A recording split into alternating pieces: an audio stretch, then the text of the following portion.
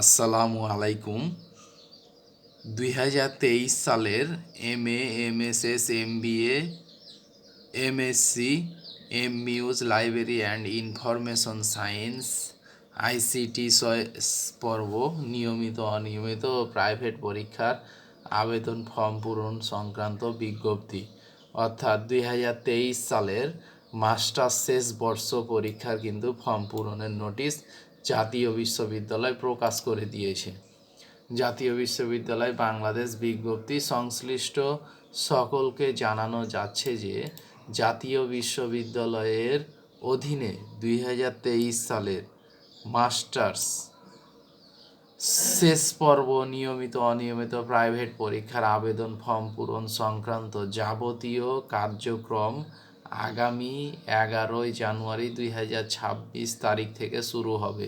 পরীক্ষার বিস্তারিত সময়সূচি এবং অন্যান্য তথ্য বিশ্ববিদ্যালয়ের ওয়েবসাইটে পরবর্তীতে প্রকাশ করা হবে। পরীক্ষার ফর্ম পূরণ ও ফর্ম পূরণ সংক্রান্ত নিয়মাবলী নিম্নলিখিত ওয়েব লিঙ্কে পাওয়া যাবে। ওয়েবসাইট এটা দেওয়া আছে।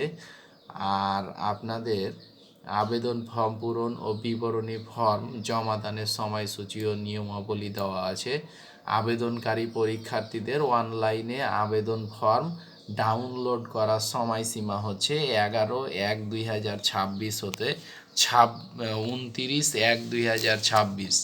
তাহলে বুঝতেই পারলেন, যারা 2023 সালের মাস্টার্স ফাইনাল পর্ব শেষ পর্বের পরীক্ষার্থী রয়েছেন, আপনারা অনলাইন থেকে আবেদন ফর্ম ডাউনলোড করার সময়সীমা হচ্ছে 11 জানুয়ারি হতে 29 জানুয়ারি 2026। আবেদন ফর্ম কলেজ কর্তৃক নিশ্চয়নের শেষ তারিখ হচ্ছে 2 ফেব্রুয়ারি 2026। 2/2/2026।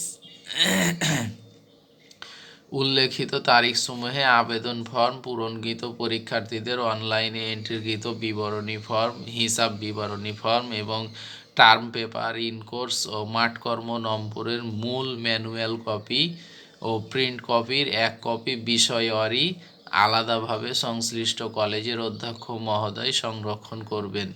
আবেদন ফর্ম পূরণে নির্ধারিত ফি দেওয়া আছে। সংশ্লিষ্ট সকলকে জানানো যাচ্ছে যে জাতীয় বিশ্ববিদ্যালয়ের অধীনে 2023 সালের মাস্টার্স শেষ পর্ব পরীক্ষায় নিয়মিত, অনিয়মিত ও প্রাইভেট নিম্নলিখিত ছক অনুযায়ী পরীক্ষার ফি বিশ্ববিদ্যালয়ে সোনালী সেবার মাধ্যমে প্রেরণ করতে হবে।